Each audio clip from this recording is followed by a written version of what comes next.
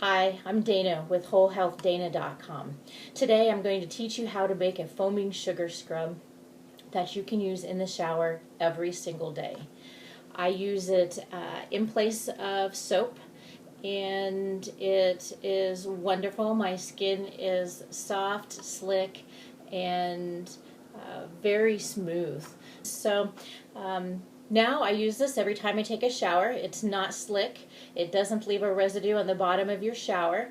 And it's great. I mean, really, there's no reason that I wouldn't want to exfoliate every time I shower, because every day our skin is making new layers of skin and sloughing off old layers of skin.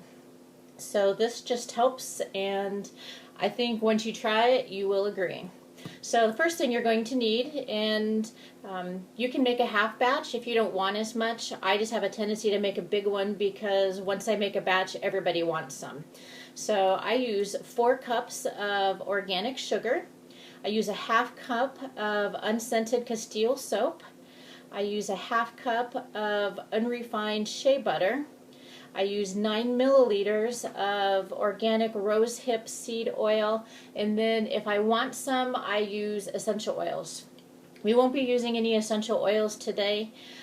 I don't think they're actually necessary unless you want it for some sort of reason that is more therapeutic, like a skin rash, or maybe you're looking for something that helps elevate your mood, like a citrus when you're showering in the morning, just as a good peppy start to the day. But we won't be doing that today. So I use organic sugar. I buy it in bulk at Costco. They don't actually carry this brand anymore, but I have seen it at other health food stores. Costco does carry their own store brand that is organic as well, and it's like 10 pounds for less than $9. Then you're going to need an unscented Castille soap. Today we're finishing up an old bottle that I have. It's Dr. Wood's. It's just, it's baby mild, it's unscented, and it's made with organic oils. It is not certified organic. And next time I go to make it, I will be using the new stuff that I got at Mountain Rose Herbs.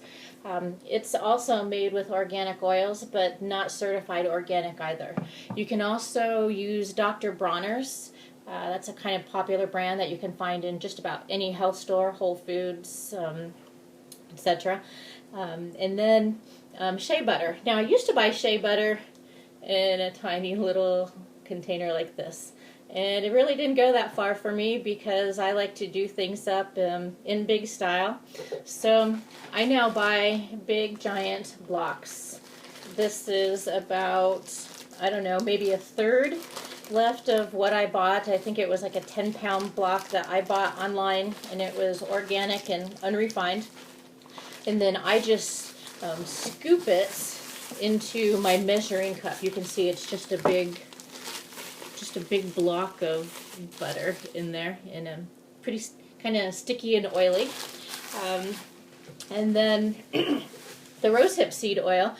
First time I bought it online from Vitacost.com. It's in this tiny little container. I've now bought a big one that we'll be opening and using for the first time today. I got this at Mountain Rose Herbs as well.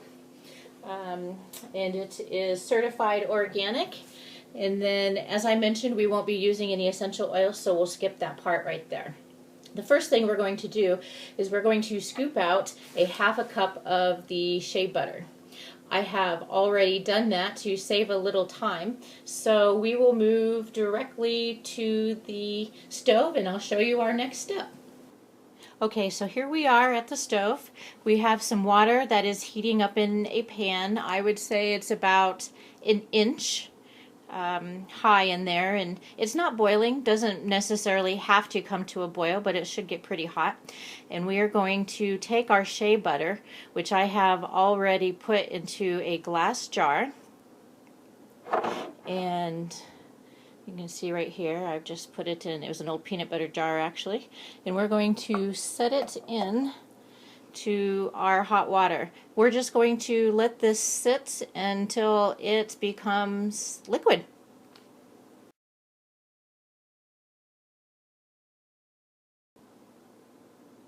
So it takes approximately 5 minutes for this to all melt up.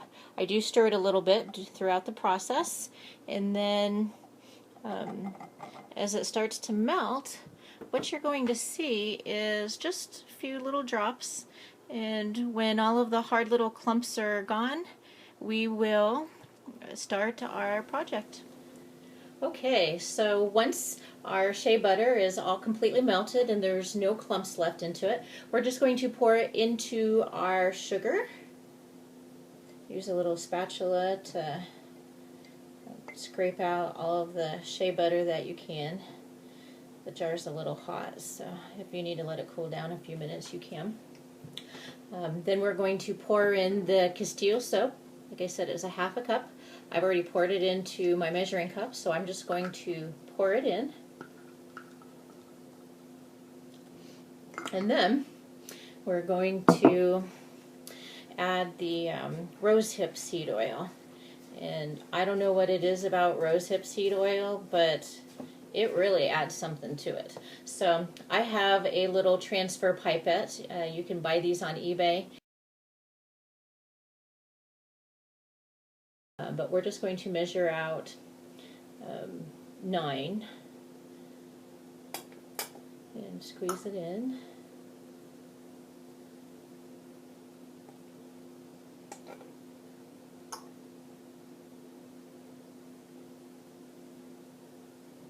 Okay, that's about 8.5 there. So we'll call that 9.